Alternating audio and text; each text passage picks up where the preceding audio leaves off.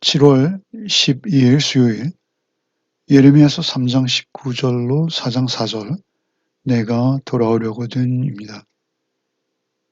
이제 하나님께서 이스라엘의 배신을 지적하시죠. 그리고 그들이 자백하고 하나님을 향해 돌이키기를 원하십니다. 그래서 이스라엘의 자백이 기록되어져 있죠. 그런 이스라엘 향해서 하나님께서 진실한 회개는 무엇인지, 하나님께 돌이키는 것은 과연 무엇인지 그것을 일러주시는 내용입니다. 먼저 19절로 21절을 읽겠습니다. 내가 말하기를 내가 어떻게 하든지 너를 자녀들 중에 두며 허다한 나라들 중에 아름다운 기업인 이 귀한 땅을 내게 주리라 하였고, 내가 다시 말하기를 너희가 나를 나의 아버지라 하고 나를 떠나지 말 것이라 하였노라. 그런데 이스라엘 족속아, 마치 아내가 그의 남편을 속이고 떠남과 같이 너희가 확실히 나를 속였느니라. 여호와의 말씀이니라. 소리가 헐벗은 산 위에서 들리니 곧 이스라엘 자손이 애곡하며 간구하는 것이라. 그들이 그들의 길을 굽게 하며 자기 하나님 여호와를 잃어버렸음이로다.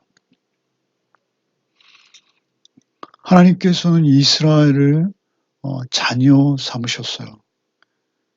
19절에 보시면 내가 말하기를 내가 어떻게 하든지 너를 자녀들 중에 두며, 어떻게 하든지 하나님께서는 이스라엘을 자녀들 가운데 두기 원하셨죠. 허다한 나라들 중에 아름다운 기업인 이 귀한 땅을 내게 주리라 하였고, 결국 그들은 애굽에서 종살이하던 자들이었죠. 그럼에도 불구하고 하나님께서 그들을 출애굽시키셔서 가나안 땅을 기업으로 주셨습니다. 참으로 젖과 꿀이 흐르는 하나님이 함께 하시는 하나님 임재의 땅이죠. 그 아름다운 기업인 이 귀한 땅을 내게 주리라 하였는데,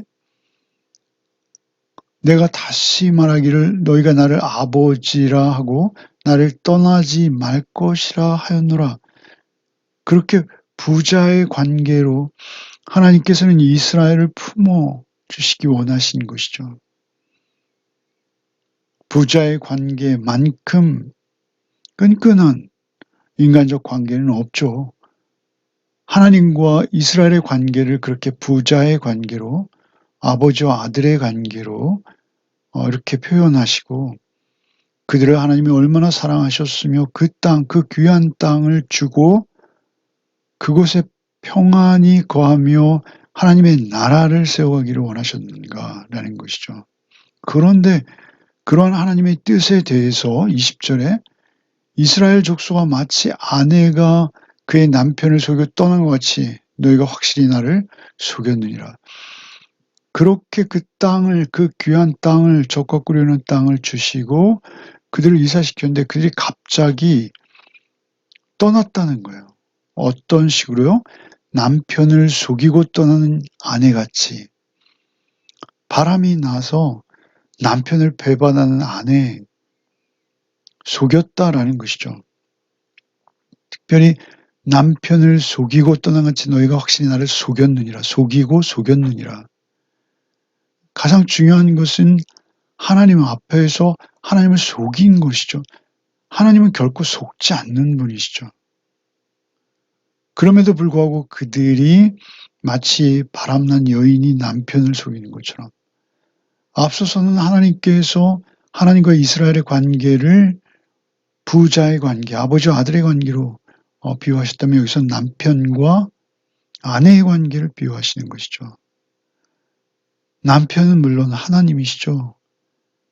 그 부부의 관계라는 건 무엇입니까? 서로 신의와 성실로 맺어지는 그런 관계입니다. 서로 신뢰하고 믿을 수 있어야 되는데, 그 신뢰를 깨뜨리면 부부관계는 성립되지 않는 것이죠. 그런데 남편을 속이고 떠나는 아내처럼 너희가 나를 속이고 내 품을 떠났다라고 지적하시는 것이죠.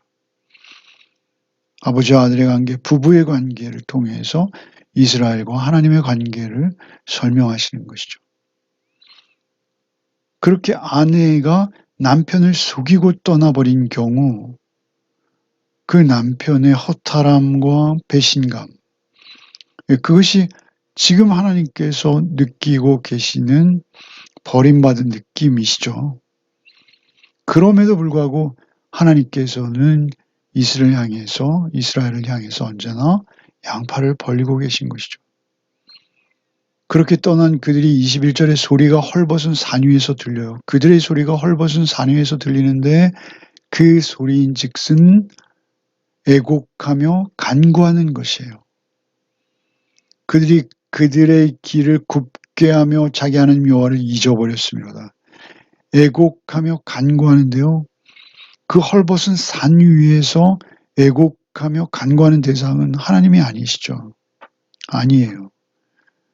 하나님 여호와를 잊어버렸습니다. 그 길을 굽게 하며 자기 하나님 여호와를 잃어버렸습니다.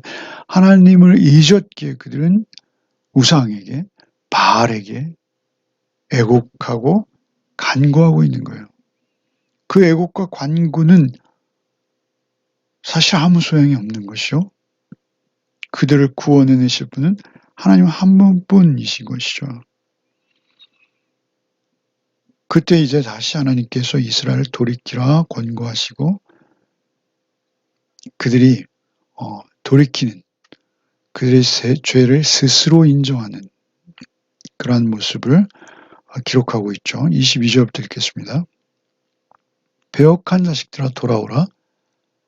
내가 너희의 배역함을 고치리라 하시니라. 보소서 우리가 주께 왔사오니 주는 우리 하나님 여호와이심이니이다. 작은 산들과 큰 산 위에서 떠드는 것은 참으로 헛된 일이라. 이스라엘의 구원은 진실로 우리 하나님 여호와께 있나이다. 부끄러운 그것이 우리가 청년의 때로부터 우리 조상들의 산업인 양떼와 소떼와 아들들과 딸들을 삼켰사온즉 우리는 수치 중에 눕겠고 우리의 치욕이 우리를 덮을 것이니 이는 우리와 우리 조상들이 청년의 때로부터 오늘까지 우리 하나님 여호와께 범죄하여 우리 하나님 여호와의 목소리에 순종하지 아니하였음이니이다. 배역한 자식들아 돌아오라. 22절에 내가 너희의 배역함을 고치리라. 하나님께서 이스라엘을 부르시는 것이죠. 배역한 자식들아 돌아오라. 이 돌아오라라는 히브리어는 예레미야서 전체의 주제가 되는 슈브, 자주 등장하는 단어입니다. 돌이킨다는 거예요. 방향을 반대 방향으로 돌리는 거예요. 이 배역한, 나를 배신한 자식들아, 아직도 자녀들로 부르고 계시죠? 돌아오라, 돌이키라. 내가 너희의 배역함을 고치리라. 너희가 돌이키기만 하면 배역함을 고치는 것은 하나님의 몫이라는 것이죠. 하나님께서 고쳐주시겠다는 거예요. 우리는 그저 하나님 앞에 돌이키기만 하면 그것이 진정 하나님을 향한 돌이킴이라면 그것은 내가 고치겠다는 거예요. 내가 너희의 배역함을 고치리라. 하나님의 능력으로 하나님께서 우리를 고쳐주시겠다라고 말씀하시는 것이죠. 사실 우리가 고치는 것조차 우리는 우리 스스로 할 수 없습니다. 하나님께서 우리를 고치시고 치유하시고 만지시죠. 돌아오기만 하면 돌아오라 내가 너희의 배역함마저 고치리라. 우리의 배역한 마음을 하나님을 향한 온전하고 순전한 마음으로 하나님이 새롭게 해주시겠다라고 약속하시는 것이죠. 보소서 우리가 주께 왔사오니 주는 우리 하나님 여호와이십니다. 이스라엘의 돌이킴이죠. 특별히 23절에 작은 산들과 큰 산 위에서 떠드는 것은 참으로 헛된 일이라. 그러니까 그 산당을 짓고 말이죠. 산 위에서 자신들의 소원과 기도의 제목을 가지고 떠드는 거 말이죠. 그것은 헛된 일, 정말 아무 능력이 없는 일이라는 것이죠. 아무 결과도 없는 일이죠. 그리고 오직 이스라엘의 구원은 진실로 우리 하나님 여호와께 있나이다. 구원, 그 큰 산과 작은 산 위에서 떠드는 그 일로 인해서 그들이 구원받지 못한다라는 것이죠. 그들의 구원은 더 점점 멀어져 가고 불가능해져 가는 것이죠. 그러나 이스라엘의 구원은 우리 하나님 여호와께 있나이다. 구원은 오직 하나님 여호와께만 있는 거예요. 여호와께 있기에 다른 곳에는 없는 것이죠. 24절에 부끄러운 그것이 우리가 청년의 때로부터 우리 조상들의 산업인 양떼와 소떼와 아들들과 딸들을 삼켰사온즉. 부끄러운 그것은 무엇이죠? 우상이죠, 우상. 맘몬이요, 바알이요, 그 외에 그들이 손으로 만든 돌과 나무로 쪼아 만든 우상들.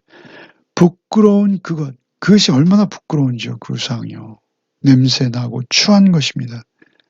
그런데 그 우상들, 부끄러운 그것이 우리가 청년의 때로부터 우리 조상들의 산업인 양떼와 소떼와 아들과 딸들을 삼켜버렸다. 삼켰다라는 것은 무엇입니까? 그걸 잃어버렸다는 거예요. 무엇을요? 조상들부터 쌓아온 산업. 그 산업의 내용이 뭐예요? 양떼와 소떼, 가축들이죠. 뿐만 아니라 가축만이 아니라 산업뿐만이 아니라 아들과 딸들까지 삼켰어요. 잃어버렸다는 거예요. 누가 그것을 삼켰다는 거예요? 24절에 부끄러운 그것이 우리 청년의 때로부터 우리 조상들의 산업인 양떼와 소떼와 아들과 딸을 삼켜버렸어요. 잃어버리게 했어요. 이것은 바알이나 우상들이 말이죠.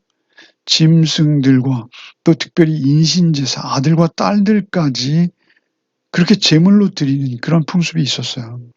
그래서 직접적인 그런 표현도 될 수 있습니다만 사실은 양떼와 소떼 그리고 아들과 딸들 다 무엇이죠? 내가 우상에게 엎드려 절하는 순간 그리고 그것이 나의 삶의 목적이 되어버리는 순간 사실 양떼와 소떼는 아무 의미가 없고 아들과 딸들마저 우리는 빼앗길 수밖에 없는 처지라는 것입니다. 우상에게 빼앗기는 것입니다. 우상에게 다 빼앗겨버리는 거예요. 내 자신도 빼앗기는 것입니다. 25절에 우리는 수치 중에 눕겠고 우리의 치욕이 우리를 덮을 것이니 이는 우리와 우리 조상들이 청년의 때로부터 오늘까지 우리 하나님 여호와께 범죄하여 우리 하나님 여호와의 목소리에 순종하지 아니했음이니이다. 우리는 수치 중에 눕겠고 치욕이 우리를 덮을 것이다. 덮어버린다는 것이죠. 이러한 고백을 이스라엘이 스스로 하고 있는 것이죠. 놀라운 것이죠. 자신의 죄를 인정하는 것이죠. 수치 중에 눕겠고 치욕이 우리를 덮으리라. 수치로 덮여지는 것 마땅하다는 거예요. 눕겠고 접혀질 것이니 유사한 의미예요. 수치, 치욕 같은 것이죠. 부끄러움입니다. 우리가 부끄러움이 우리를 덮어도 싸다라는 것이죠. 마땅하다라는 것입니다. 우리를 덮을 것이니라는 것은 우리가 그 부끄러움과 수치, 치욕으로 그렇게 뒤범벅이 되어서 그것들이 우리를 덮어버려도 우리는 할 말이 없다라는 것입니다. 우리의 치욕이 우리를 덮을 것이니 이는 우리와 우리 조상들이 청년의 때로부터 오늘까지 우리 하나님께 범죄하였어요. 범죄하였고 이 범죄의 내용은 뭐예요? 그것은 우리 하나님 여호와의 목소리에 순종하지 아니하는 것이 내용이라는 것이죠. 순종하지 않았어요. 죄악은 무엇입니까? 그것은 순종하지 않는 것이죠. 이스라엘이 이렇게 참으로 진실된 돌이킴, 회개를 했는지 안 했는지 국가적인 차원에서는 이제 회복되지 못했기에 그건 없었을 것이죠. 그러나 개인적인 차원에서는 이러한 돌이킴과 회복들이 많이 있었을 것이죠. 이것은 예레미야가 백성들에게 제시하는 참회의 모범, 돌이킴의 모범이라고 볼 수도 있겠으나 사실은 그들이 오히려 포로된 상황에서 이렇게 돌이킬 수 있다면 그것은 복이죠. 그렇게 돌이킨 자들이 분명히 있었을 것입니다. 그것은 남유다는 북이스라엘의 아수르에 멸망한 것을 보았죠. 그래서 자기들이 북이스라엘보다 우월하다라는 우월감을 가지고 오히려 교만해졌던 것이죠. 3장 앞부분에서 지적하시는 내용들입니다.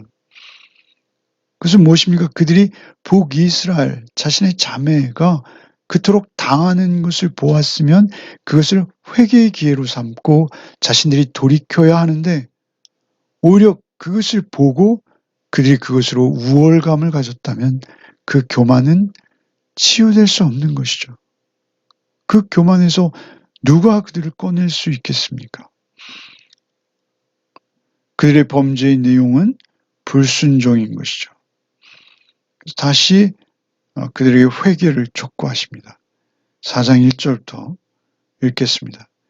여호와께서 이르시되 이스라엘아 내가 도려오거든 내게로 돌아오라.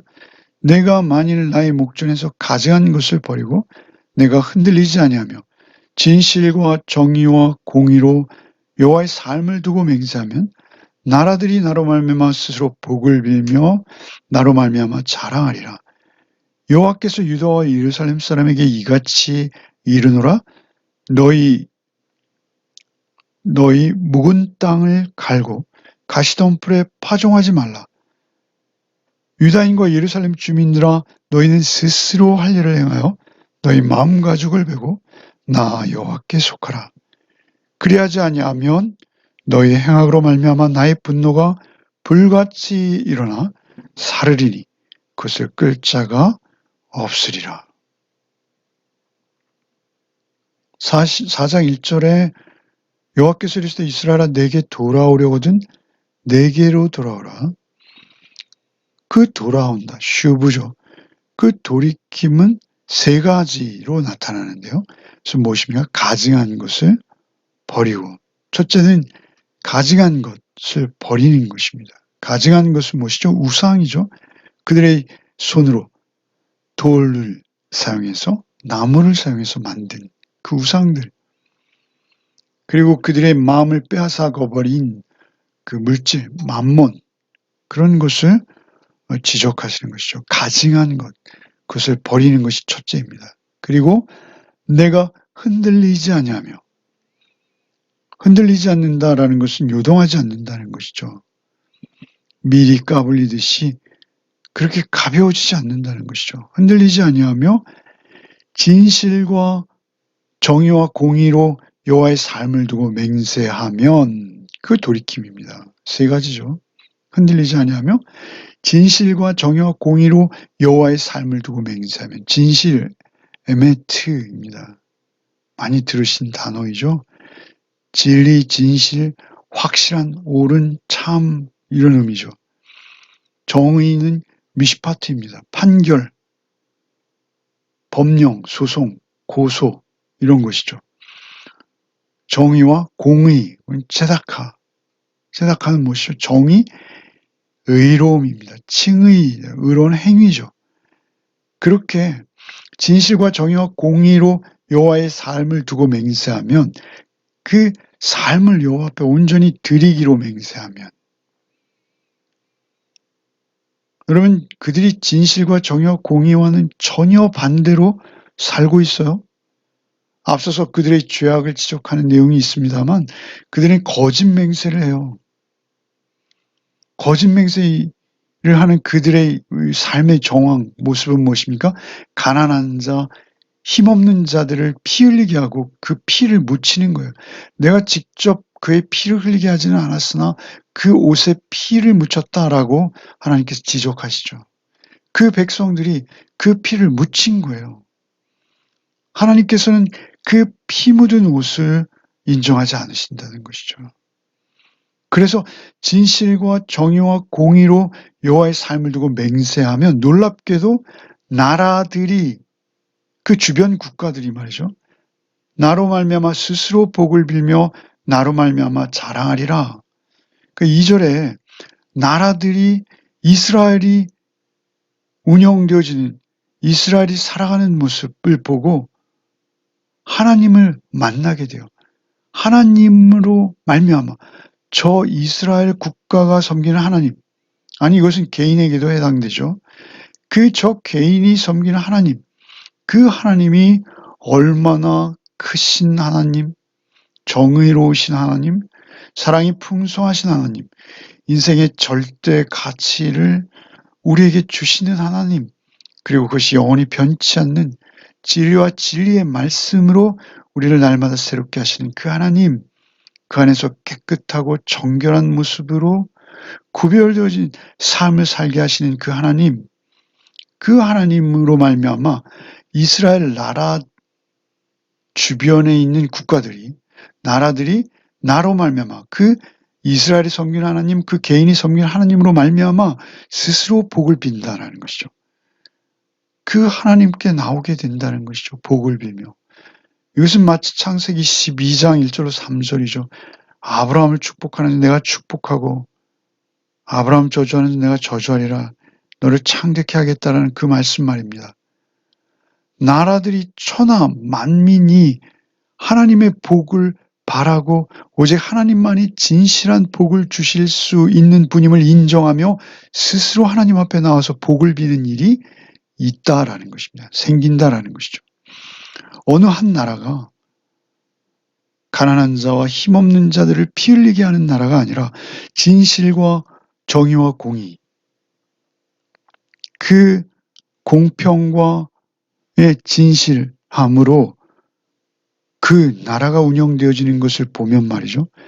그래서 그 나라의 구성원들이 하나 되어서 서로가 서로를 아끼고 사랑하며 하나 되어지는 나라가 있다면 그 나라들로 말미암아 그 나라로 말미암아 그 주변의 나라들이 하나님 앞에 복을 빌며 나오게 된다라는 것이죠. 두 번이나 반복하시죠. 나로 말미암아 스스로 복을 빌며 나로 말미암아 자랑하리라. 그들이 하나님의 이름을 막 자랑해요. 야, 하나님은 이스라엘을 저토록 정결하고 깨끗하고 아름답게 하셨어. 저 개인의 삶을 좀 봐. 저가 저러한 구별되어진 삶을 살 수 있는 것, 그것은 그 하나님의 능력이요, 하나님의 성품이야. 나도 그 하나님 앞에 나가야겠어라고 하나님을 자랑하는 그러한 일이 일어난다라는 것입니다. 3절에 여호와께서 유다와 예루살렘 사람에게 이같이 이르노라 너희 묵은 땅을 갈고 유다와 예루살렘 사람에게 다시 말씀하기 시작하세요. 이제는 남유다 그리고 예루살렘은 무엇입니까? 그 유다의 서울이 예루살렘이죠. 유다의 수도가 예루살렘입니다. 그 예루살렘 사람에게 이르노라 너희는 묵은 땅을 갈고 가시덤불에 파종하지 말라. 묵은 땅을 갈고 가시덤불에 파종하지 말라. 유다와 예루살렘 주민들아 너희는 스스로 할 일을 행하여 너희 마음 가죽을 빼고 여호와께 속하라. 이건 사실 같은 의미죠. 묵은 땅을 갈고 가시덤불에 파종하지 말라. 너희 마음 가죽을 빼고 여호와께 속하라. 묵은 땅은 무엇입니까? 그것은 가시덤불이에요. 가시덤불에는 씨앗을 뿌려도 파종을 해도 싹이 나지 않습니다. 싹이 나와도 제대로 자랄 수가 없습니다. 그 묵은 땅, 딱딱해져 버린 땅, 그 땅, 가시덤불로 뒤덮인 땅, 그 땅을 갈아엎어버리라는 것입니다. 새 땅을 새 땅으로 만들라는 것입니다. 너희 마음 가죽을 베고, 이것은 할례죠. 할례를 몸에 하는 것이 아니라 너희 마음, 인격의 좌소죠. 하나님의 형상대로 회복돼야 될 그 마음 말입니다. 그 마음의 가죽을 벤다라는 것은 무엇이죠? 마음에 하나님 계시지 않은 마음으로 온갖 가시와 덤플로 그리고 욕심과 탐욕으로 점령되어져 버린 그 마음, 그 마음의 가죽을 베어버리고 새 마음으로 여호와께 속하라라는 것입니다. 묵은 땅에 씨 뿌리지 말라는 것이죠. 몸만 할례하지 말라는 것이에요. 그런 종교적인 허울 좋은 겉모습의 종교생활, 그것으로는 하나님 앞에서의 삶을 살거나 누릴 수 없다는 것이죠. 묵은 땅을 갈고 마음 가죽을 베어버림이 돌이킴인 것이에요. 회개인 것이 슈브인 것입니다. 그리하지 아니하면 너의 악행으로 말미암아 나의 분노가 불같이 일어나 사르리니 그것을 끌 자가 없으리라. 꺼지지 않는 불이 무서운 것이 아니라요. 끌 수 없는 불이 무서운 것이죠. 아무리 노력해도 끌 수 없는 불. 이것은 하나님의 진노를 말씀하시는 것입니다. 하나님은 오래 참으시죠. 하나님은 사랑이십니다. 그럼에도 불구하고 그 하나님께서 진노하시면 그 진노의 불을 끌 수 있는 것은 아무것도 없다라고 선언하시는 것이죠.